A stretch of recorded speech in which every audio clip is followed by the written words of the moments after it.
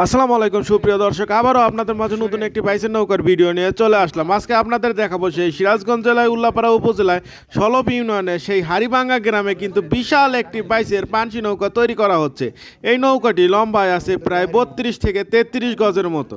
এই নৌকাটির কাজ করছে কিন্তু সেই আনন্দ মিস্ত্রি, যার সাথে 5-6 জন মিস্ত্রি মিলে প্রায় 2 মাস কাজ করার পরে কিন্তু এই নৌকাটির কাজ শেষের দিকে।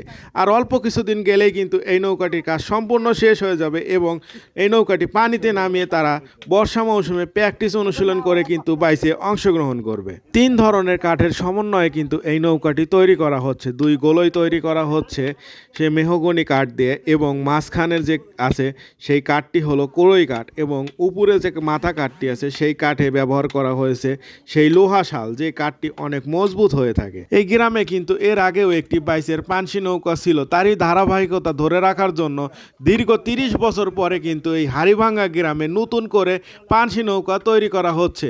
আসলে নৌকা বাইচ কিন্তু আমাদের একটি প্রাচীন ঐতিহ্য খেলা।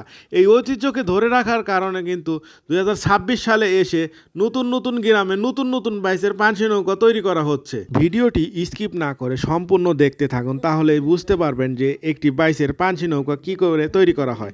এই নৌকার কাজ কিন্তু ইতিমধ্যে শেষ হয়ে গেছে, আর অল্প কিছুদিনের মধ্যে কিন্তু এই নৌকাটি পানিতে নামানো হবে। আমাদের বাংলাদেশ হলো নদীমাতৃক দেশ। বর্ষার মৌসুমে নদী নালা খাল বিল সব দিকে কিন্তু চারিদিকে শুধু পানি আর পানি।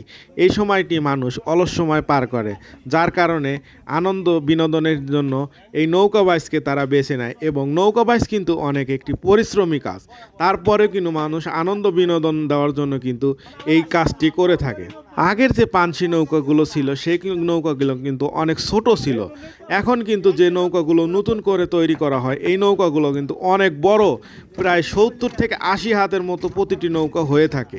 আপনারা এখন যে নৌকাটি দেখতে পাচ্ছেন এই নৌকাটি লম্বায় আছে প্রায় 33 থেকে 34 গজের মতো, এবং 2 গোলই সহ 80 থেকে 85 হাত লম্বা হবে এই নৌকাটি। এই নৌকাটি তৈরি করতে ব্যয় হয়েছে প্রায় 8 থেকে 9 লাখ টাকার মতো।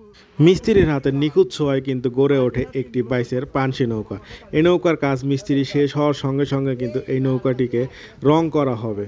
এই রকম নতুন নতুন ভিডিও পেতে আমার চ্যানেলটি সাবস্ক্রাইব করে রাখবেন, এবং ভিডিওটি না টেনে সম্পূর্ণ দেখতে থাকুন। ধন্যবাদ।